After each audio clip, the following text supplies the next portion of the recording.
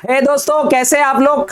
बच्चों, एक बार फिर से स्वागत है आपका केमिस्ट्री की इस अद्भुत दुनिया में। मैं हूं आपका अपना डीजी सर। हम सीख रहे थे थर्मोडायनामिक्स और थर्मोकेमिस्ट्री के शानदार जबरदस्त कॉन्सेप्ट। चलिए, हम अब तक पहुंच चुके हैं गिब्स फ्री एनर्जी के ऊपर। तो चलिए डिस्कस करते हैं गिब्स फ्री एनर्जी आखिर होती क्या है। तो बच्चों, गिब्स फ्री एनर्जी को समझने के लिए पहले हम समझते हैं वर्क को। वर्क तो बेटा, थर्मोडायनामिक्स के हिसाब से अगर हम वर्क को क्लासिफाई करें, वर्क को डिफाइन करें, तो बेटा हमें समझना चाहिए वर्क हमारे दो प्रकार के होते हैं। कितने प्रकार के होते हैं? वर्क को हम क्लासिफाई कर सकते हैं, दो प्रकार के वर्क होते हैं। एक वर्क होता है जिसे हम पीवी वर्क कहेंगे, पीवी वर्क, और एक होगा हमारा non PV work, non PV work. Sir, ये पीवी वर्क क्या होता है और नॉन पीवी वर्क क्या होता है? सर, अगर हम किसी भी गैस का वॉल्यूम चेंज कर रहे हैं, जब वॉल्यूम चेंज कर रहे हैं उसको या तो एक्सपांड कर रहे हैं या उसे कंप्रेस कर रहे हैं, तो ऐसे वर्क को हम पीवी वर्क कहेंगे। इसे वर्क एक्सपांशन भी कह सकते हैं। एक्सपांशन करने में या कंप्रेस करने में जो वर्क यूज हो रहा है, या ये वर्क फॉर वॉल्यूम चेंज के नाम से भी आप इसे बोल सकते हो। सर, ये नॉन पीवी वर्क क्या है? सर, ये नॉन पीवी वर्क क्या है? सर, जो पीवी वर्क नहीं है, जो गैस को एक्सपांड करने में या कंप्रेस करने में जो वर्क होता है, वो वर्क को छोड़ दो। बाकी सारे वर्क हैं। इलेक्ट्रिकल वर्क हो सकता है, ग्रेविटेशनल पुल की वजह से कोई वर्क हो सकता है, या कहें कि कोई मैकेनिकल वर्क हो सकता है, या कोई रिएक्शन में जो वर्क होता है वो हो सकता है ना। कोई भी अदर वर्क है। नॉन पीवी वर्क मतलब इसको हम बोल देंगे डब्ल्यू, नॉन एक्सपांशन वर्क, या other type of work, other work, जिसमें हमने वॉल्यूम को चेंज नहीं किया, जिसमें हमने वॉल्यूम नहीं बदला। ऐसे वर्क को हम नॉन पीवी वर्क या नॉन एक्सपांसिंग वर्क कहेंगे। बात समझ में? अब देखो, कोई भी काम करने के लिए एनर्जी तो लगेगी।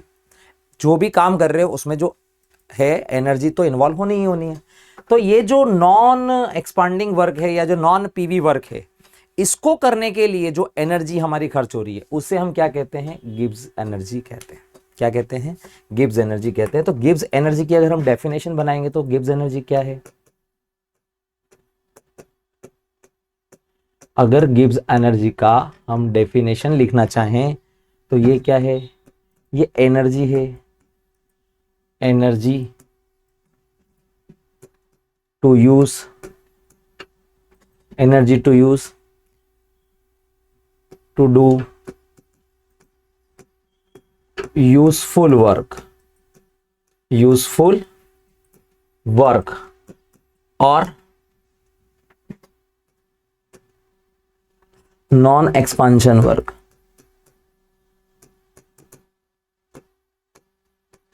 और non PV work,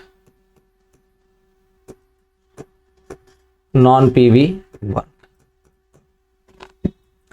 ये वो एनर्जी है जो नॉन एक्सपांशन वाले वर्क के लिए, नॉन पीवी वाले वर्क के लिए हम यूज कर रहे हैं। मतलब जो भी हमारे पास एनर्जी अवेलेबल होगी वो दो तरह के काम में यूज होगी। एक पीवी वर्क के लिए और दूसरी नॉन एक्सपांशन वर्क, मतलब नॉन पीवी वर्क के लिए, अदर वर्क के लिए जो एनर्जी अवेलेबल है उसे हम यूजफुल एनर्जी के लिए वर्क या यूजफुल वर्क भी काउंट करते हैं, और इसे हम डिनोट करते हैं डेल्टा जी से। और ये जो डेल्टा जी का वैल्यू होता है, ये होता है डेल्टा जी बराबर delta H minus T delta S. इसे हम हेल्महोल्ट्ज इक्वेशन के नाम से भी जानते हैं। गिब्स हेल्महोल्ट्ज इक्वेशन के नाम से भी इसे जाना जाता है। ये गिब्स फ्री एनर्जी में, एंथैल्पी के चेंज में और एंट्रोपी के चेंज में हमें रिलेशन बना के देती है। इसके बाद बात समझ में आ गई आपको? देखो, है ना। तो दूसरी बात यहां पर गिब्स फ्री एनर्जी से रिलेटेड अगर हम करें तो गिब्स फ्री एनर्जी क्या होती है? अगर दूसरी एनर्जी बोलें तो ये गिब्स फ्री एनर्जी जो होती है ये डिक्रीज होती जाती है जैसे जैसे हम यूजफुल वर्क करते हैं, नॉन एक्सपांशन वर्क करते हैं, नॉन पीवी वर्क करते हैं। नॉन एक्सपांशन वाला वर्क करते हैं,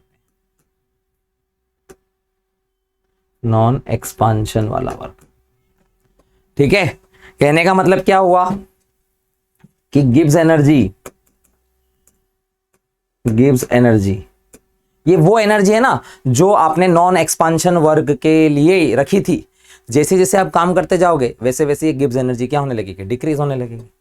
तो गिव्स एनर्जी जो होती है डिक्रीज करती है, decrease due to non expansion work या नॉन पीवी वर्क। जैसे जैसे नॉन पीवी वर्क होगा वैसे वैसे गिब्स एनर्जी डिक्रीज होने लगेगी। ये नेगेटिव साइन क्या बता रहा है, एनर्जी डिक्रीज कर रही है। तो ये भी चीज हमें ध्यान में रखनी चाहिए। और कभी आपसे पूछें कि इस डेल्टा जी में और डेल्टा एस यूनिवर्स में क्या रिलेशन है, डेल्टा जी में और डेल्टा एस यूनिवर्स में क्या रिलेशन है, अगर मैं ये रिलेशन निकालना चाहूं तो क्या रिलेशन आएगा, चलिए देख लेते हैं। देखो हम जानते हैं कि डेल्टा एस यूनिवर्स बराबर होता है delta S system plus delta S surrounding. ऐसा होता है कि नहीं होता है ना। यूनिवर्स किससे मिलकर बना है, सिस्टम और सराउंडिंग से मिलकर बना है। तो हम इसको क्या लिखेंगे, delta S universe equal to delta S system plus delta S surrounding. अब यहां पे इस सराउंडिंग वाले हिस्से को हम क्या कर देते हैं, चेंज कर देते हैं। कैसे चेंज करेंगे, तो क्या हम इसको ऐसा लिख सकते हैं, डेल्टा एस यूनिवर्स बराबर डेल्टा एस सिस्टम प्लस इसको हम लिख देते हैं delta H surrounding divide by T. Sir जी ये क्या है, ये आपकी एंथैल्पी चेंज है जो सराउंडिंग में हो रही है। अब ये सराउंडिंग की एनर्जी चेंज क्या हो रही है, यहाँ पे अगर पॉजिटिव साइन है और अगर मैं इसको सिस्टम में बदलना चाहूं तो मैं इसको ऐसा लिख सकता हूं क्या, कि डेल्टा एस यूनिवर्स बराबर हो जाएगा delta S system minus delta H system divide by T. ये जो सराउंडिंग में जो एंथैल्पी है वो बिल्कुल अपोजिट होती है सिस्टम की, क्योंकि सिस्टम और सराउंडिंग के बीच में एंथैल्पी का एक्सचेंज होता रहता है। अगर सिस्टम की एनर्जी पॉजिटिव है तो सराउंडिंग की नेगेटिव हो जाएगी, और सराउंडिंग की पॉजिटिव है तो सिस्टम के लिए नेगेटिव होगी, साइन अपोजिट हो जाएगा। क्या हम इसको ऐसा लिख सकते हैं। अब मैं दोनों तरफ टी से क्या कर देता हूँ, मल्टीप्लाई कर देता हूँ। दोनों तरफ टी से मल्टीप्लाई करेंगे तो T delta S universe equal to T delta S system minus delta H system. ऐसा आएगा कि नहीं आएगा। इसमें से अगर कॉमन ले लें नेगेटिव को, दोनों तरफ नेगेटिव कॉमन ले लें तो minus T delta S universe का वैल्यू क्या हो जाएगा, delta H minus T delta S, opposite हो जाएगा। और याद करो इसको हम क्या लिखते हैं, delta H minus T delta S को हम लिखते हैं गिब्स एनर्जी, मतलब minus T delta S universe किसके बराबर होता है, डेल्टा जी के बराबर होता है। किसके बराबर होता है, डेल्टा जी के बराबर होता है, डेल्टा जी के बराबर होता है। तो हमारा एक्सप्रेशन ये आ गया। और ये एक्सप्रेशन हमें क्या बता रहा है, देखो कि जो डेल्टा जी है वो minus T delta S universe के बराबर है। अब हम कल थर्मोडायनेमिक सेकंड लॉ से हमने क्या पढ़ा था कि किसी भी आइसोलेटेड सिस्टम के लिए यूनिवर्स की एंट्रोपी हमेशा इंक्रीज होती है। फॉर एनी आइसोलेटेड सिस्टम और इरिवर्सिबल प्रोसेस, जो कि कोई भी नेचुरल प्रोसेस हो सकती है, इरिवर्सिबल प्रोसेस के लिए डेल्टा एस यूनिवर्स क्या हो जाएगा, ग्रेटर देन जीरो होगा। किसी भी इरिवर्सिबल प्रोसेस के लिए ऑलवेज ऐसा ही होता है। इसका मतलब क्या हो जाएगा कि अगर ये पॉजिटिव है तो ये डेल्टा जी का वैल्यू क्या हो जाएगा, नेगेटिव हो जाएगा। तो यहां से हमें एक रीजन मिलता है कि जब डेल्टा जी का वैल्यू क्या होता है, लेस देन जीरो होता है, तो रिएक्शन स्पॉन्टेनियस होती है, रिएक्शन स्पॉन्टेनियस होती है। क्योंकि जितनी भी नेचुरल प्रोसेस हैं, जो खुद से स्वतः रिएक्शंस कर रही हैं, उसके लिए एंट्रोपी का चेंज यूनिवर्स का क्या है, पॉजिटिव है, इसीलिए डेल्टा जी को क्या होना पड़ेगा, नेगेटिव होना पड़ेगा, तभी रिएक्शन क्या होगी, स्पॉन्टेनियस होगी। और धीरे धीरे वो डेल्टा जी अपनी एनर्जी को वो नॉन एक्सपांशन वाले वर्क के लिए खर्च करता जाएगा और धीरे धीरे ये जीरो की तरफ पहुंच जाएगा और लास्ट में ये यहाँ पर इक्विलिब्रियम में आ जाएगा। तो यहाँ पर सिचुएशन क्या बनेगी कि जब डेल्टा जी जीरो हो जाएगा ये इक्विलिब्रियम में आ जाएगी प्रोसेस, और जब डेल्टा जी का वैल्यू पॉजिटिव हो जाएगा मतलब ग्रेटर देन जीरो होगा, मतलब इसको नेगेटिव होना पड़ेगा, और ये नेगेटिव हो नहीं सकती है ना, नेचर में कोई भी ऐसी प्रोसेस नहीं है आइसोलेटेड सिस्टम के लिए। तो ये प्रोसेस को हम क्या बोलेंगे, ये प्रोसेस नहीं, पॉसिबल ही नहीं है, तो ये नॉन स्पॉन्टेनियस है, हो ही नहीं सकती है खुद से, इसको हमें करवाना पड़ेगा या तो ये कंडीशन होती है स्पॉन्टेनियस, नॉन स्पॉन्टेनियस और इक्विलिब्रियम के लिए। तो चले आगे बढ़ते हैं और बात करते हैं। देखो डेल्टा जी वर्सेस क्यूसी के बारे में। क्यूसी क्या है, इसे कहते हैं रिएक्शन कोशेंट, जो हम इक्विलिब्रियम चैप्टर में पढ़ते हैं, रिएक्शन कोशेंट। तो किसी भी टेम्परेचर टी पर डेल्टा जी बराबर होता है delta G not plus R T L N Q C, ये इक्वेशन होती है किसी भी टेम्परेचर टी पर। डेल्टा जी क्या है यहां पर, डेल्टा जी है गिव्स energy change at T temperature, और डेल्टा जी नॉट क्या है, डेल्टा जी नॉट क्या है,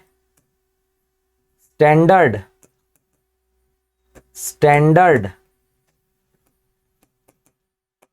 गिव्स एनर्जी चेंज, क्या है बच्चों बोलो जरा, gives energy change, standard gives energy change है, क्लियर है। और क्यूसी यहां पर रिएक्शन कोशेंट है ना। अब सपोज करो कि ये रिएक्शन कहां पहुंच जाए, इफ कि रिएक्शन कहां पहुंच गई, इफ रिएक्शन एट इक्विलिब्रियम पर पहुंच गई, इक्विलिब्रियम, जब रिएक्शन इक्विलिब्रियम पर पहुंच जाएगी तब क्या होगा, तब ध्यान रखना डेल्टा जी का वैल्यू जीरो होगा। किसका वैल्यू जीरो होता है, डेल्टा जी का वैल्यू जीरो होता है। देखो यहां पे डेल्टा जी लिखा है मैंने, डेल्टा जी नॉट का वैल्यू जीरो नहीं होता है, डेल्टा जी का वैल्यू जीरो होता है। किसका वैल्यू जीरो होता है, डेल्टा जी का वैल्यू जीरो होता है। तो अभी जो इक्वेशन हमने लिखी उसमें अगर हम रखें तो जीरो बराबर delta G not plus R T L N, और ये जो क्यूसी है ये किसके बराबर हो जाता है, केसी। रिएक्शन कोशेंट का जो वैल्यू है वो इक्विलिब्रियम कांस्टेंट के बराबर हो जाता है। किसके बराबर हो जाएगा, केसी या केपी भी लिख सकते हैं। इसको इधर लाएंगे तो ये डेल्टा जी बराबर minus R T L N K C, इस तरह से हम इसको लिख सकते हैं। और यहां से अगर हम केसी का वैल्यू कैलकुलेट करेंगे तो ये केसी का वैल्यू क्या आ जाएगा, डेल्टा जी, ये माइनस उधर चला गया है ना, तो यहां पे देखो ये हो जाएगा एल एन के सी बराबर आएगा minus delta ji divided by R T, हम ऐसा लिख देंगे। और यहां से अगर दोनों तरफ एंटी लॉग लेंगे तो ये वैल्यू क्या हो जाएगी, के सी बराबर, क्योंकि यहाँ बेस ई चल रहा है तो ई की power minus delta G by R T, इस तरह से हम इसको लिख देंगे। अगर मैं इसको ऐसा लिखता डेल्टा जी बराबर, इस एल एन को मैं लॉग बनाऊं तो ये माइनस 2.303 आर टी, इसको हम लिखेंगे लॉग के सी। तो इससे अगर हम लिखेंगे तो ये आ जाएगा के सी बराबर 10 की power minus delta ji divided by 2.3 R T, ऐसा हम लिख देंगे। तो ये एक्सप्रेशन भी हमें लिखना आना चाहिए, कभी कभी डायरेक्ट एग्जाम में ये एक्सप्रेशन पूछे जाते हैं। तो ये था रिलेशन किसके बीच में, इक्विलिब्रियम कांस्टेंट और डेल्टा जी के बीच में। क्लियर है बात, डेल्टा जी के बीच में। चलो अब हम आगे बढ़ते हैं और डेल्टा जी के बारे में और कुछ बातें करते हैं। तो रिएक्शन की स्पॉन्टेनिटी के बारे में हमें अगर आइडिया लगाना है तो वहां डेल्टा जी हमें मदद करती है। तो देखो अगर हम किसी रिएक्शन के पर्पस में अगर हमें जानना चाहते हैं कि रिएक्शन स्पॉन्टेनियस होगी या नहीं होगी, किसी केमिकल चेंज के लिए या किसी रिएक्शन के लिए अगर हमें पता करना है कि रिएक्शन कब स्पॉन्टेनियस होगी और कब स्पॉन्टेनियस नहीं होगी, तो हम इसको 4 डिफरेंट कंडीशन के लिए स्टडी करेंगे। देखो क्या है वो कंडीशन। देखो कंडीशन हम स्टडी करेंगे डेल्टा एच के लिए, डेल्टा एस के लिए। ध्यान से सुनना। देखो 4 कंडीशन क्या है। पहला कंडीशन है कि ये हमारे पास एक नेगेटिव वैल्यू हो और ये हमारे पास एक पॉजिटिव वैल्यू। दूसरा कंडीशन है ये हमारे पास एक नेगेटिव वैल्यू हो और ये भी हमारे पास एक नेगेटिव वैल्यू हो। तीसरा कंडीशन है कि एंथैल्पी का चेंज हमारा पॉजिटिव हो जाए और एंट्रोपी का चेंज हमारा पॉजिटिव हो जाए। और चौथा कंडीशन है कि ये हमारा पॉजिटिव वैल्यू आ जाए और ये भी हमारा नेगेटिव वैल्यू आ जाए। ठीक है। तो देखो सबसे पहले इस चीज को यहां से समझो कि भैया हमें डेल्टा जी कैसा चाहिए, नेगेटिव चाहिए। ये नेगेटिव तभी होगा जब delta H minus T delta S ये पूरा वैल्यू नेगेटिव हो। इसको नेगेटिव करने के लिए ये वैल्यू अगर नेगेटिव हो जाए, मतलब एंथैल्पी का वैल्यू अगर नेगेटिव हो तो ये फेवरेबल हो जाएगा। क्या हो जाएगा? फेवरेबल हो जाएगा। और एंट्रोपी का वैल्यू अगर पॉजिटिव हो जाए तो ये हमारे लिए फेवर का काम करेगा। इसका नेगेटिव होना और इसका पॉजिटिव होना हमारे लिए फेवरेबल कंडीशन है। अगर दोनों कंडीशन फेवरेबल है, दोनों कंडीशन हमारे फेवर में है, तो रिएक्शन इजीली स्पॉन्टेनियस हो जाएगी। लेकिन अगर एक भी कंडीशन इन दोनों में से फेवर में नहीं है तो रिएक्शन को हमें क्या करना पड़ेगा? स्पॉन्टेनियस बनाने के लिए कुछ टर्म्स एंड कंडीशन लगानी पड़ेगी। सो लेट्स चेक कि वो कंडीशन क्या क्या होती है। सो अगर मैं डेल्टा जी की बात करूं, ध्यान से देखेंगे, ध्यान से सोचेंगे, ध्यान से समझेंगे। देखो पहली कंडीशन देखो, यहां पर ये नेगेटिव है। एंथैल्पी का नेगेटिव होना हमारे लिए फेवरेबल है और एंट्रोपी का पॉजिटिव होना हमारे लिए फेवरेबल है। अगर दोनों कंडीशन हमारे लिए फेवरेबल हो तो डेल्टा जी क्या हो जाएगा? नेगेटिव वैल्यू हो जाएगा। और डेल्टा जी जब नेगेटिव होता है तो रिएक्शन स्पॉन्टेनियस होती है। यहां पे हम बात कर रहे हैं टेम्परेचर के लिए, तो हम बोलेंगे कि रिएक्शन स्पॉन्टेनियस है, स्पॉन्टेनियस है एट ऑल टेम्परेचर, सभी टेम्परेचर पर। इससे कोई फर्क नहीं पड़ेगा कि टेम्परेचर क्या है, क्योंकि दोनों ड्राइवर, दोनों कंडीशन हमारे फेवर की है, दोनों सिचुएशन हमारे स्पॉन्टेनिटी के लिए फेवरेबल है। दूसरी कंडीशन में देखेंगे तो ये नेगेटिव है और नेगेटिव होना, एंथैल्पी का नेगेटिव होना हमारे लिए फेवरेबल है, पर यहां एंट्रोपी फेवर में नहीं है। एंट्रोपी हमें वोट नहीं दे रही है, एंट्रोपी हमारी पार्टी के अगेंस्ट चली गई है। तो इसका मतलब ये फेवरेबल है और ये फेवरेबल नहीं है। तो जो चीज फेवरेबल है वो बड़ी होनी चाहिए, वो ज्यादा होनी चाहिए। तो यहां पर क्या होगा? ये नेगेटिव हो सकती है अगर डेल्टा एच का वैल्यू बड़ा हो जाए टी डेल्टा एच से, जो फेवरेबल है वो बड़ा हो जाए, ऐसा होना चाहिए। और ये स्पॉन्टेनियस हो सकता है, स्पॉन्टेनियस हो सकता है, ये हमें स्पॉन्टेनियस शो कर सकता है अगर टेम्परेचर लो हो जाए। किससे टेम्परेचर लो हो जाए? Delta H by delta S से ये टेम्परेचर का वैल्यू छोटा होना चाहिए, इस रेशो से वैल्यू कम हो जाए। टेम्परेचर शुड बी लो, ये टेम्परेचर लो होना चाहिए, कम होना चाहिए। तीसरी कंडीशन में बात करें तो पॉजिटिव है हमारे पास एंथैल्पी। अरे बाबा, एंथैल्पी पॉजिटिव हो गई मतलब हमारे फेवर में नहीं है, हमें वोट ही नहीं दे रही है, तो हमारे अगेंस्ट चली गई है, मतलब हमें स्पॉन्टेनिटी के लिए फेवर ही नहीं कर रही है। लेकिन हमारे साथ एक अच्छी बात है, पॉजिटिव बात है, एंट्रोपी हमारे फेवर में है, एंट्रोपी हमारी मदद कर रही है, एंट्रोपी चाहती है कि हम स्पॉन्टेनियस हो जाएं। तो एक फेवर में नहीं है, एक फेवर में है, तो कंडीशन अप्लाई हो जाएगी। कुछ ना कुछ ऐसा जुगाड़ लगाना पड़ेगा कि जो फेवरेबल कंडीशन है वो हमारे पास ज्यादा होनी चाहिए। तो यहां पर क्या हो सकता है? ये कंडीशन नेगेटिव हो सकती है, पॉसिबल है, अगर डेल्टा एच छोटा हो जाए टी डेल्टा एच से, जो फेवरेबल है वो बड़ा हो जाए और जो फेवर में नहीं है वो छोटा रह जाए, तब ये स्पॉन्टेनियस हो सकता है। तो ये स्पॉन्टेनियस हो सकता है इन केस कि ये delta H by delta S का जो रेशो है ये इससे टेम्परेचर बड़ा हो, हमारे पास टेम्परेचर ज्यादा होना चाहिए, टेम्परेचर हाई होना चाहिए। जब टेम्परेचर हाई हो जाएगा तो इस केस के अंदर हम बोलेंगे स्पॉन्टेनिटी मिल जाएगी।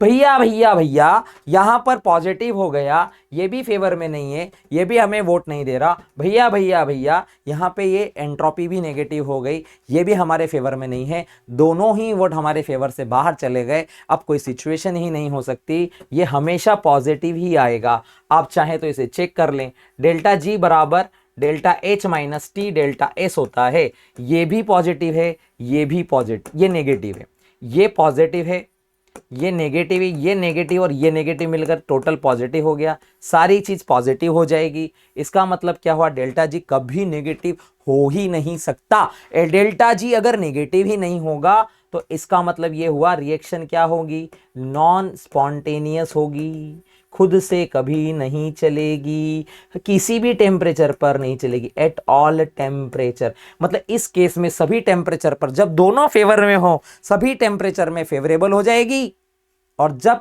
दोनों फेवर में नहीं होंगे सभी टेम्परेचर पे नॉन स्पॉन्टेनियस हो जाएगी, बात खराब हो जाएगी, बात बिगड़ जाएगी। काफी सवाल आते हैं, बहुत ही इंपॉर्टेंट, बहुत ही important, very very important condition है।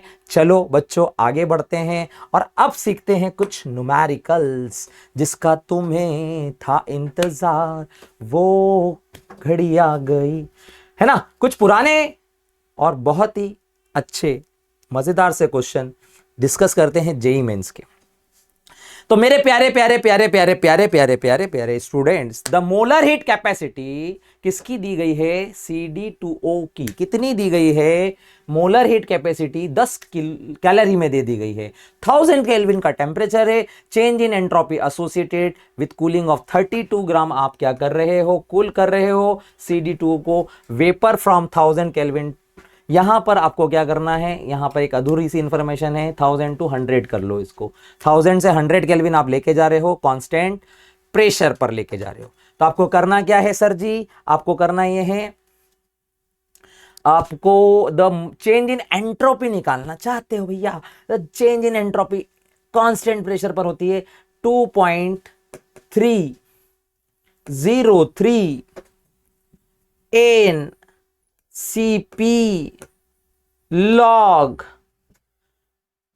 T2 minus T2 by T1। तो T2 सर जी हमारा है 100 डिवाइड बाई ये सर जी है 1000, जीरो से जीरो काट दीजिए, है ना सर जी। ठीक है सर जी। तो ये जो एंट्रोपी का चेंज है ये log 1/10 हो गया। log 1/10 का वैल्यू होता है -1, ये आ गया -1 इंटू 2.303 इंटू एन का वैल्यू, ये हो गया मोल 32 और इसका मॉलिक्यूलर वेट है 32। सर इसका मॉलिक्यूलर वेट आप निकाल लीजिए, CD2O, इसका मतलब कार्बन का मास 12, एक ड्यूटेरियम का मास यहां लिखा हुआ है 2, तो 2 ड्यूटेरियम का मास 4 और एक 16, ये 32 हो गया। और CP का वैल्यू 10 दिया गया है। बेटा बेटा बेटा मेरे प्यारे प्यारे बेटा, देख आया ना तेरा आंसर, आया ना बेटा 23.03। माज आलत तुम्हारा आया क्या, ये देखो 23.03 आया, तो बढ़ आगे। ओ माय गॉड, इनमें से कौन करेक्ट नहीं है, कौन करेक्ट नहीं है। ये वर्क के बारे में बात चल रही है, आइसोथर्मल रिवर्सिबल वर्क के बारे में बहुत सारी बातें कर रहे हैं। तो देखो वर्क जो होता है रिवर्सिबल आइसोथर्मल वर्क डन होता है -2.0303 nRT log V2 by V1। और सर जी Q इसके अपोजिट होती है, Q होती है 2.303 nRT log V2 by V1। Sir ये पॉजिटिव होनी चाहिए, ये गलत लिखा है, ये रॉन्ग लिखा है। सर ये नेगेटिव होना चाहिए, सत्य लिखा है ना सर, ये सत्य लिखा है। और system constant volume heat involve in merely change in internal energy चाहिए। और डेंटल और थर्मोडायनेमिक्स में आइसोथर्मल प्रोसेस के लिए रिवर्सिबल, सही है, ये भी करेक्ट है, ये भी करेक्ट, ये भी करेक्ट है, ये रॉन्ग है, तो आंसर फर्स्ट होना चाहिए। ओह माय गॉड भैया, भैया भैया, हाँ एक रिएक्शन दिया हुआ भैया, और भैया इस रिएक्शन का हमें एंथैल्पी चेंज निकालना है कंबशन के लिए। जब भी एंथैल्पी चेंज निकालना चाहते हो, डेल्टा एच बराबर delta U plus delta NGRT ऐसे लिखेंगे बच्चे। सर जी ये कहां से मिलेगा? सर जी बॉम्ब कैलोरीमीटर नाम का जब भी कोई अपैरेटस आपको दिखे और उसके अंदर से कोई हीट निकल रही हो, हीट प्रोड्यूस हो रही हो, तो उसे हम डेल्टा यू बोलते हैं, इंटरनल एनर्जी चेंज। तो मेरे प्यारे प्यारे बच्चों, डेल्टा एच बराबर इसका वैल्यू हो गया -1364.4। सर वहां तो पॉजिटिव लिखा है, लेकिन यहां पे बोला तो है ना हीट प्रोड्यूस। जब हीट प्रोड्यूस बोला है तो हीट तो निकल रही है, रिलीज कर रहा है सिस्टम। तो साइन कैसा लगाओगे? Thermodynamic first law, sign convention rule, minus लगाएंगे। सर आगे क्या करेंगे? डेल्टा एनजी क्या होती है? डेल्टा एनजी याद करो, डेल्टा एनजी प्रोडक्ट के गैसेस और रिएक्टेंट के गैसेस, गैसेस गैसेस लेना है, लिक्विड लिक्विड नहीं लेना है। तो 2 में से 1 गया बेटा 1, और आर की वैल्यू तेरे को पता ही है, बचपन से तूने याद करके रखी है। और टी की वैल्यू बेटा कितनी दिया? 25 डिग्री सेल्सियस, 298। अब मेरे प्यारे मेरे बच्चों, अब इसे आप सॉल्व कर लेंगे तो आपका आंसर आ जाएगा, है ना। तो ये आंसर देखो यहां पर ये हो गया -1364.47। और इसको अगर अपन सॉल्व कर लें, लगभग इसको 3 मान लें, 300 मान लो इसको, अप्रोक्सीमेट 300 लेके कर लेता हूं तो अंदाजा लग जाएगा। ये दोनों कट जाएंगे और ये 8 3 जा 24, 25/10 मतलब 2.5, मतलब इसमें 2.5 मतलब ये इसके बराबर, अप्रोक्सीमेट आंसर इसके आसपास आना चाहिए। चेक कर लीजिएगा। चलो मेरे प्यारे दोस्तों, प्यारे प्यारे बच्चों, enthalpy change on freezing of 1 mole of, अच्छा क्वेश्चन है, प्यारा क्वेश्चन है, अच्छा सा क्वेश्चन है। क्या करेंगे? बोल रहा है पानी है पानी रे पानी, तेरा रंग कैसा, जिसमें मिलाओ उसके जैसा। पानी लिक्विड 5 डिग्री सेल्सियस पर रखा गया है, ठीक है। फिर उसे -5 तक ले जाना है, ठीक है सर, -5 तक ले जाएंगे। -5 तक पहुंचते पहुंचते तो ये सॉलिड ही हो जाएगा। -5 कैसे ले जाएंगे? तो पहले पानी को आप लाएंगे, पानी रे पानी तेरा रंग, 0 डिग्री सेल्सियस तक लाओ पहले बच्चे। तो यहां से यहां तक टेम्परेचर चेंज होगा। फिर क्या करोगे मेरे प्यारे प्यारे बच्चों? ये लिक्विड को आप पहले सॉलिड बनाना पड़ेगा, एक फेस चेंज होगा, सॉलिडिफाई, लेकिन ये 0 पर ही हो जाएगा। और फिर ये 0 से 5 पे फिर जाएगा, -5 तक, सॉरी -5 तक जाओगे आप। 3 चेंज होंगे इसके अंदर। यहां से यहां तक की एंथैल्पी चेंज आप डेल्टा H1 मान लीजिए, यहां से यहां तक की एंथैल्पी चेंज आप डेल्टा H2 मान लीजिए, यहां से यहां तक की एंथैल्पी निकालनी है ना बच्चे। हाँ बच्चे, डेल्टा H3 मान लीजिए। सर ये कैसे निकालेंगे? तो सर इसको निकालने के लिए देखो, Q बराबर आपका डेल्टा H मतलब डेल्टा H1 जो है वो आपका हो जाएगा NCP डेल्टा T।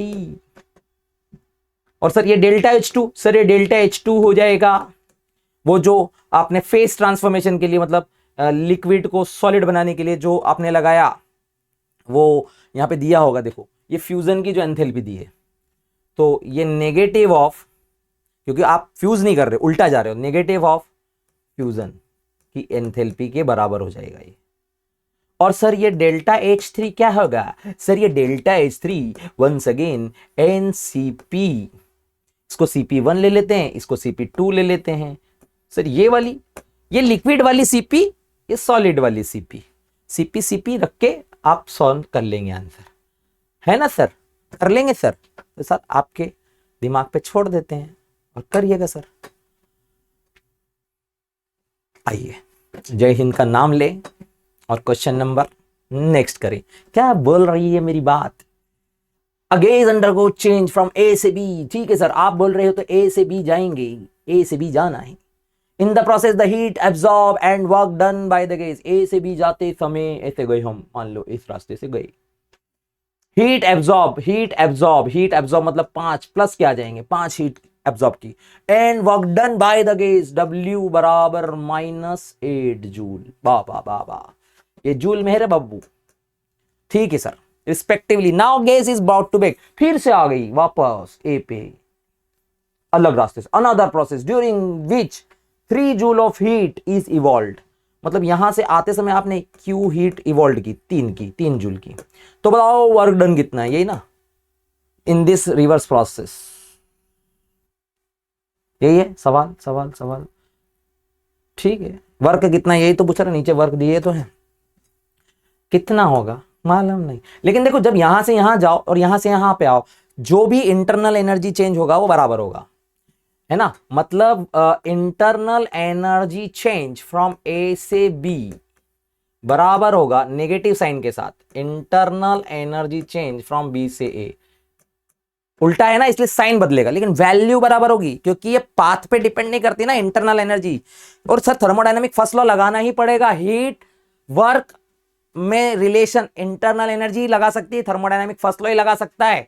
तो हमें क्या करना पड़ेगा, इसकी मदद लेनी ही पड़ेगी। तो पहले यहां से क्या करो, इस जगह पे इन दोनों के रिलेशन से डेल्टा यू ए बी निकाल लो। ये कितनी आ गई, ये हो गया क्यू मतलब 5, और ये हो गया -8, 5 -8 मतलब हो गया -3। इसका इंटरनल एनर्जी चेंज मिल गया -3, इस ये वैल्यू हो गई -3। तो internal energy change from B से ए, बी ए के लिए हो गई -3 मतलब हो गए +3। अब यहां पर देखो, इसका इंटरनल एनर्जी हो गया +3 इक्वल टू ये वैल्यू हो गई -3 हीट के लिए, और W इसका निकालना है। ये उधर जाएगा तो W का वैल्यू हो गया बच्चे 6 जूल, और ये पॉजिटिव आ रहा है तो ये work done by the surrounding हो गया। अब बाबूजी सेकंड आना चाहिए। चल मेरे दोस्त, delta U is equal to, delta U is equal to होता है वर्क एडियाबेटिक। ये हमने पहले भी पढ़ा था और अभी फिर पढ़ लिया। क्यू को 0 कर दो तो ये दोनों बराबर हो जाएंगे। चल मेरे दोस्त आगे बढ़। An ideal case undergo a cyclic process as shown in figure. Very good. A से B, B से C।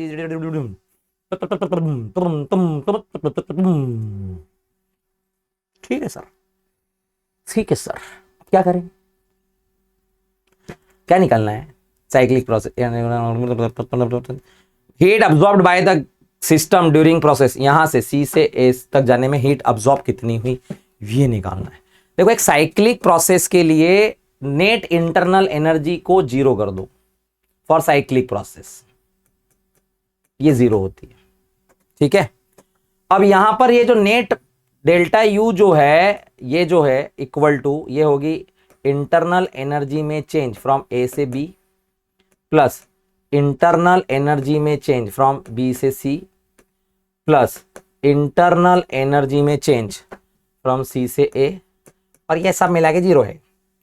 अब इंटरनल एनर्जी में चेंज क्या होता है, Q प्लस W, मतलब इन दोनों का Q प्लस W है ना, इन दोनों का Q प्लस W और इन दोनों का Q plus W।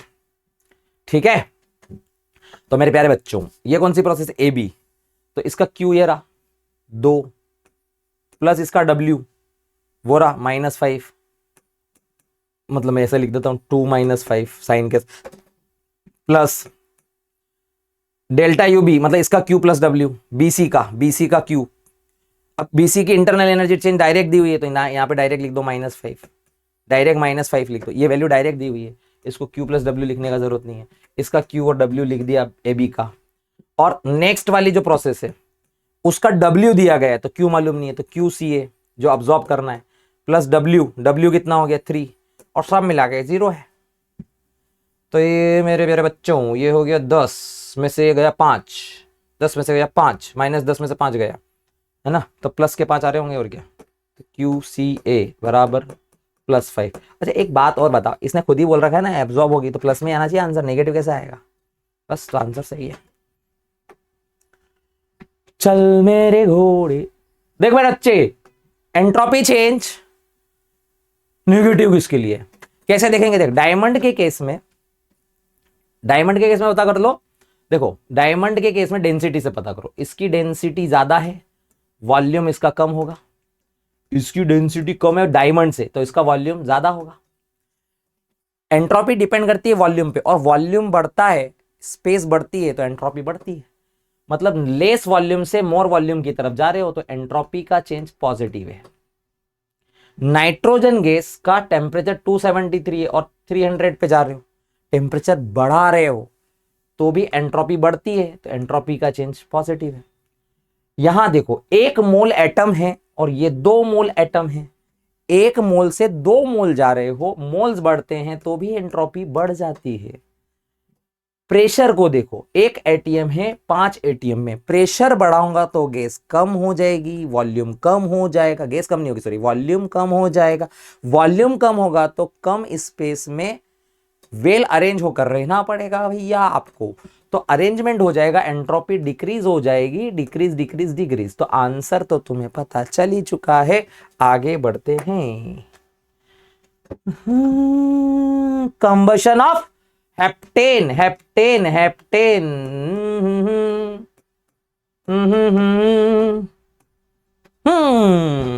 Carbon dioxide plus water, water म्हणजे पाणी, पाणी म्हणजे वॉटर, बैलेंस करो 7, बैलेंस करो 8, 8 7 14 और 8 22, मतलब ये 11।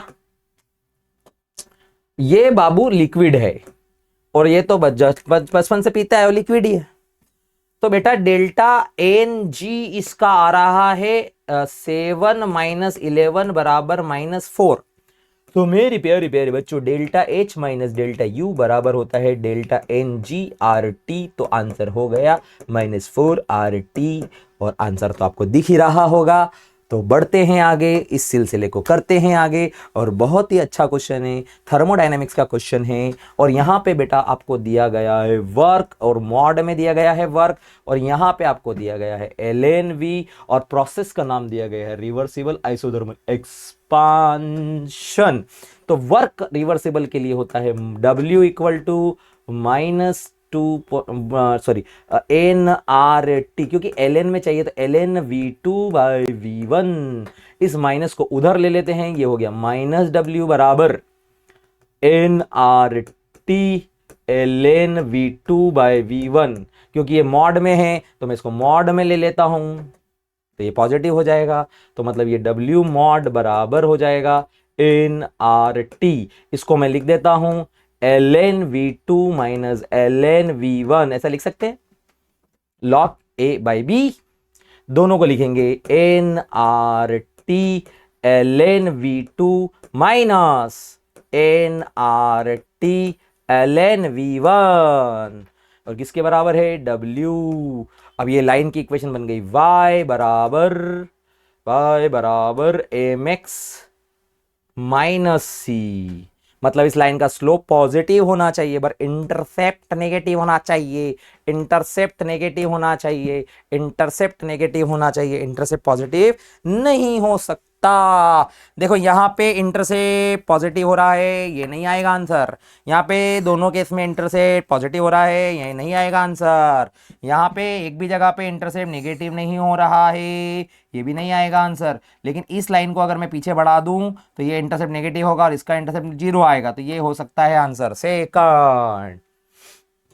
कुछ नहीं करना है, ये W का फार्मूला है, इसको ग्राफ वाली जो लीनियर लाइन की इक्वेशन है उसके हिसाब से मॉडिफाई कर ले, y बराबर mx प्लस सी, mx माइनस सी जो आ रहा है उससे कंपेयर कर ले, तेरा आंसर आ जाएगा रे बच्चे। आगे बढ़, in ideal gas undergo isothermal compression, आज लिखा है, क्या लिखा है, आइसोथर्मल कंप्रेशन में from 5 to 1 against a constant pressure, चार, ठीक है, हीट रिलीज। देखो क्या किया है कि वर्क किया गया और उससे जो हीट रिलीज हुई आइसोथर्मल सिस्टम में, क्यू W है, दोनों अपोजिट होते हैं, तो हीट जो रिलीज हो रही है वो हमने एल्यूमिनियम को सप्लाई कर दी, एल्यूमिनियम को सप्लाई कर, तो पहले कितना हुआ वो निकालते, वर्क बराबर है -P एक्सटर्नल डेल्टा V होता है ये, तो वर्क बराबर हो गया, वर्क बराबर कितना हो गया, -4 इंटू 1 - 4 सब 1 - सॉरी 5 1 - 5, ये हो गया 4 -4 -4 16 हो गया, 16 जूल, 16 जूल ये हीट जो है वो रिलीज हुई, ये वर्क जो है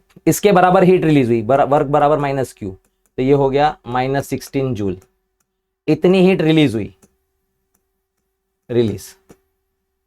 अब ये जो हीट रिलीज हुई ना, ये हमने किसको दे दी, एल्यूमिनियम के दे दी, तो एल्यूमिनियम के लिए हीट अब्सॉर्ब हो गई, तो एल्यूमिनियम के लिए हीट क्या हो गई, एल्यूमिनियम के लिए हीट हो गई 16 जूल, ठीक है।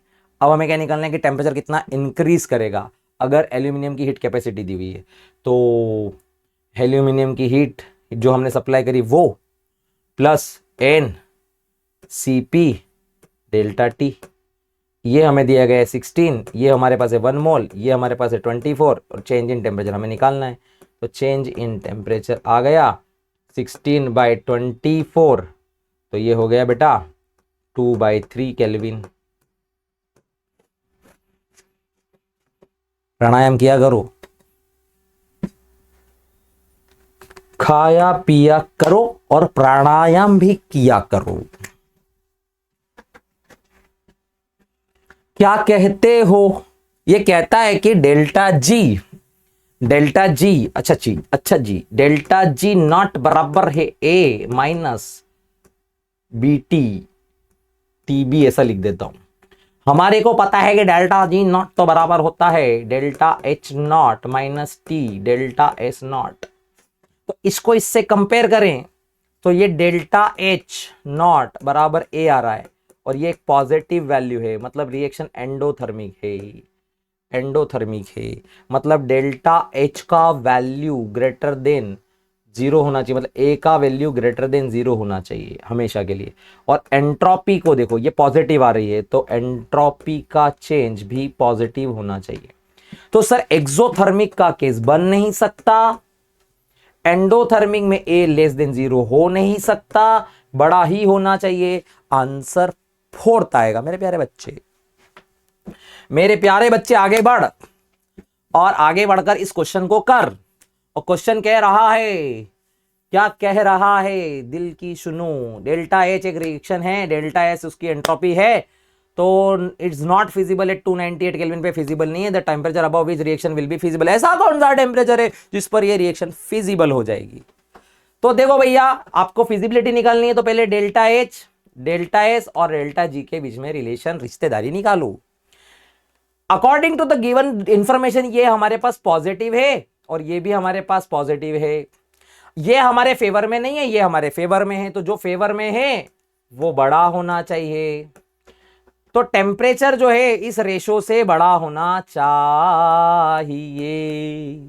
और ये रेशो कितना है? ये रेशो है 491.1 इंटू किलो जूल में है तो 1000 डिवाइड बाय डेल्टा एस का वैल्यू दिया गया है 198। टेम्परेचर इससे बड़ा होना चाहिए और इस टेम्परेचर को सॉल्व करके देख लो, इसको 200 ले लो, ये 5 गुना हो जाएगा और ये इसको माइनस करेंगे तो डिशुम आ जाएगा, 2480 के आसपास आएगा आंसर। चेक कर लेना आप, बिल्कुल चेक करके देखिए आप, यही आएगा आंसर। सिचुएशन को समझिए, ये पॉजिटिव था, फेवर में नहीं था, ये पॉजिटिव था, हमारे फेवर में था। फेवरेबल चीज बड़ी होनी चाहिए, इसको बड़ा कर दीजिए। जो रेशो है टेम्परेचर के लिए वो ये इससे बड़ा होना चाहिए temperature.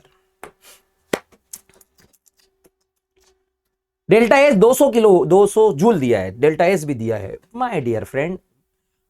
Temperature above which the process above will spontaneous है। फिर से वही बात, आप बार बार एक ही बात कर रहे हैं सर। अब बार बार मेरे पास वही क्वेश्चन आ रहा है बेटा, ऑनलाइन 2019 में आया था। ये बेटा पॉजिटिव दिया गया है, ये भी बेटा पॉजिटिव दिया गया है। Once again delta H by delta S से टेम्परेचर को बड़ा रखना पड़ेगा। इसका वैल्यू बेटा 200 है, इसका बेटा वैल्यू 40 है, कैंसिल करेंगे तो बेटा 5 केल्विन आ जाएगा, इससे टेम्परेचर तेरा बड़ा हो जाएगा। मेरे प्यारे बच्चे आंसर ये आना चाहिए। आ गया आंसर, बढ़ आगे। The process with negative entropy change, the process, negative entropy देखनी है, ठीक है भैया। नेगेटिव एंट्रोपी, पानी में कुछ भी मिला है, दो चीजों को मिलाएंगे भैया एंट्रोपी बढ़ जाएगी। मिलावट से एंट्रोपी बढ़ती है। अमोनिया का फॉर्मेशन होता है N2 plus 3H2, reversible twice ammonia, ऐसा बना देते हैं। इधर 4 मोल, इधर 2 मोल, मोल्स कम कर रहे हैं, डेल्टा एस एंट्रोपी डिक्रीज कर जाएगी। यहां पर डिसोल्यूशन नहीं है, डिकम्पोजिशन होना चाहिए। इसको तोड़ के अगर आप ये बनाओगे एंट्रोपी इंक्रीज कर जाएगी। और सब्लिमेशन करोगे CO2 सॉलिड से, CO2 गैस बनाओगे, सॉलिड का गैस, एंट्रोपी बढ़ जाएगी। तो मेरे प्यारे बच्चे आंसर तेरे सामने है और वो है सेकंड आएगा आंसर। प्यारे प्यारे दोस्तों और प्यारे प्यारे बच्चों, वंस अगेन एक रिएक्शन दी गई है। यहां पर ये लिक्विड लिखा गया है, इंटरनल एनर्जी में चेंज 2.n है। डेल्टा जी निकालना है तो सर जी डेल्टा जी बराबर होता है delta H minus T delta S. Delta H तो मालूम नहीं है तो डेल्टा जी बराबर होता है, डेल्टा एच की जगह लिखो delta U plus delta N G R T minus T delta S, ऐसा लिख दो। तो सर जी डेल्टा यू का वैल्यू 2.1 माइनस में नहीं प्लस में ही है, 2.1 प्लस डेल्टा एन जी का वैल्यू 2। सर वो कैसे आया, देखो ना यहाँ पे ये 2 माइनस 0, उधर लिक्विड है। आर का वैल्यू बेटा कैलोरी में रख दो, इंटू 2 डिवाइड बाय सर 1000 में रख देना क्योंकि किलो कैलोरी में चल रहा है आंसर, इंटू टेम्परेचर दिया है 300 माइनस टी का वैल्यू है 300, एंट्रोपी में चेंज है 20 डिवाइड बाय इसको भी 1000 कर दो, इसको भी 1000 कर दो। तो ये तो हो गया 2.1 और ये हो गया 1 2 1 2, इससे कट गया और ये 12 डिवाइड बाय 10 मतलब 1.2 माइनस 1 2 1 2 3 3 2 जा 6, सॉल्व कर लो, है ना। 3.3 में से 6 में से 3.3 चला गया, कितना आएगा माइनस का 2.7। हे भगवान, डेल्टा जी माइनस आ गई, ओह माइनस माइनस में आ गया डेल्टा जी, मतलब स्पॉन्टेनियस रिएक्शन है। बहुत ही बढ़िया बहुत ही बढ़िया बहुत ही बढ़िया बहुत ही बढ़िया। क्या निकालना चाहते हो? 2020 में आए हो आप, वर्क डन निकालना है, एरिया अंडर द कर्व निकालो, एरिया अंडर द कर्व। यहां से एक लाइन खींचो, लेकिन ध्यान रखना है यहाँ पे क्वाड्रेंट्स आपको जो दिए 2,2 दिए, मतलब यहां से यहां तक का डिस्टेंस 6 हो जाएगा, यहां से यहां तक का डिस्टेंस भी 6 हो जाएगा। तो इसका जो एरिया है वो 6 इंटू 6 आएगा और इस जगह का जो एरिया है वो हाफ इंटू 6 इंटू 4 आएगा। ये यहां से यहां तक 4 है, इसका वैल्यू 36 हो रहा है और इसका वैल्यू 12 हो रहा है, दोनों मिला के 48 जूल में आ रहा है। समझे? चल मेरे दोस्त, ओ भगवान, ऐसा डायग्राम वाइग्राम आ गया है तो ऐसा क्वेश्चन क्या करें, डर के मारे। देखो बड़ी सिंपल कंडीशन है, यहां स्टॉपर लगे हुए हैं, तो इस जगह का एक प्रेशर होगा, बोल रहा है स्टॉपर, पढ़ो पहले क्वेश्चन पढ़ो। A cylinder containing N ideal gas, इस सिलेंडर में एक आइडियल गैस भरी हुई है, आइडियल गैस का मोल दिया है 0.1 और जो है वॉल्यूम दिया गया है ये है मोल, और ये वॉल्यूम का वैल्यू दिया है 1 लीटर। और ठीक है सर जी, ये 1 लीटर का कंटेनर हो गया in the internal thermal equilibrium, मतलब ये थर्मल इक्विलिब्रियम पर है, मतलब ये आइसोथर्मल प्रोसेस है with a large volume of 0.5 molal, मतलब इसके आसपास में एक सॉल्यूशन भरा गया है 0.5 मोलल इथाइल ग्लाइकोल वाला। 2 स्टॉपर लगे थे, इसको यहां से निकाल दिया, ठिशिक ठिशिक, ये क्या करेगा धीरे से ऊपर जाएगा, जैसे ऊपर जाएगा आइसोथर्मल प्रोसेस में, तो P1 V1 equal to P2 V2 को फॉलो करेगा, P1 V1 equal to P2 V2 को फॉलो करेगा। समझे? हमें यही तो पूछा गया है लास्ट में, are suddenly withdrawn the volume of the gas litre after equilibrium is achieved. तो पहले वाला तो वॉल्यूम हो गया, पहले वाला V1 का वैल्यू हो गया 1 लीटर और P2 का वैल्यू हो गया 1 ATM, क्योंकि ये एटमॉस्फेरिक प्रेशर के बराबर जाके रुक जाएगा, और V2 का वैल्यू हमें निकालना है, और P1 कितना है मालूम नहीं है, तो P1 कितना होगा nRT बाय V1, ये होगा P1। अगर मुझे P1 पता चल जाए तो बात समझ में आएगी, हो जाएगा काम समझ में ही। तो हम ये कैसे निकालेंगे, तो हमें बस V1 तो पता ही है, V1 है 1 लीटर और R का वैल्यू हमें पता होता है, और N हमारा 0.1 मोल है, ये दिया है 0.1 मोल, ये N का वैल्यू है। हमें T चाहिए, वो T हमें कैसे पता चलेगा, तो ये इथाइलिन ग्लाइकोल का जो टेम्परेचर रखा गया है, ये क्या दिखाने के लिए थोड़ी रखा गया है, इसके लिए क्या करेंगे, हमें सॉल्यूशन चैप्टर में जाना पड़ेगा। Delta TF freezing point, change in freezing point बराबर हो जाएगा KF इंटू मोलालिटी, इसको कैलकुलेट कर लो। KF का वैल्यू कितना दिया गया 2 इंटू मोलालिटी कितनी दी गई 0.5, मतलब change in freezing point, sorry change in freezing point कितना आ रहा है 1 केल्विन का चेंज आ रहा है। शुरुआत में देखो T जो होता है वो 0 डिग्री सेल्सियस रहा होगा और इनिशियल टेम्परेचर मतलब 1, तो T2 जो फाइनल है वो 1 डिग्री सेल्सियस से कम हो गया, मतलब ये था 273 केल्विन में, तो T2 जो है हमारा वो हो जाएगा 272 केल्विन। ये समझ में आया आपको, चेंज आया ना 1 डिग्री का, T2 T1 ये आपका टेम्परेचर है अभी, ये वाला अभी इतना टेम्परेचर है वहाँ पे, क्योंकि डिप्रेशन इन फ्रीजिंग पॉइंट हुआ है। 0 डिग्री सेल्सियस पानी का जो है फ्रीजिंग पॉइंट है 0 डिग्री सेल्सियस, वो 1 डिग्री से कम हो गया इथाइलिन ग्लाइकोल मिलाने से। थोड़ा सा सॉल्यूशन का कंसेप्ट लगाइए इसमें, ये उठा के यहाँ रख दीजिए। तो P1 का वैल्यू जो है वो उठा के रख दीजिए। ये एन आर टी में एन की वैल्यू क्या रखोगे 0.1 और ये रख दो 0.082 इंटू लीटर में ये 273 डिवाइड बाय 1, राइट। बस अब मेरे प्यारे बच्चे अब तो थोड़ा काम तो तू भी कर ले। ये P1 जो भी कैलकुलेट करेगा ये उठा के यहां रखना, ये उठा के यहां रखना, P2 यहां रखना, V2 आ जाएगा।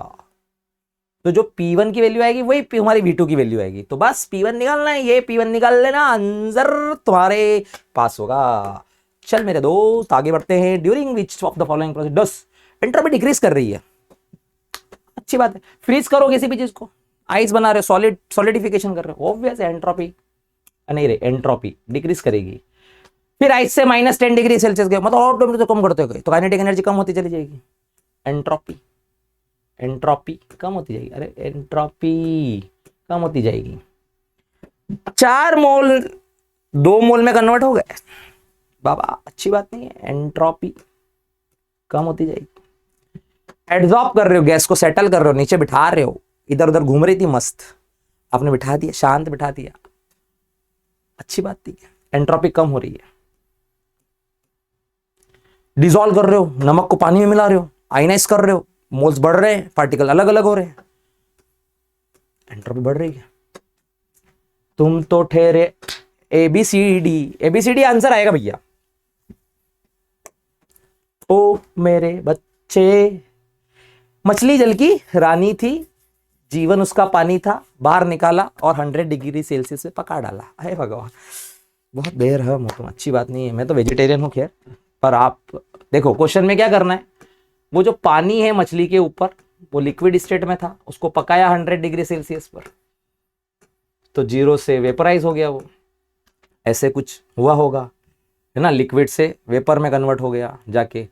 तो एंथैल्पी ऑफ वेपराइजेशन अगर इतना है तो बताओ कि चेंज इन इंटरनल एनर्जी कितना है, ये सवाल है इसका।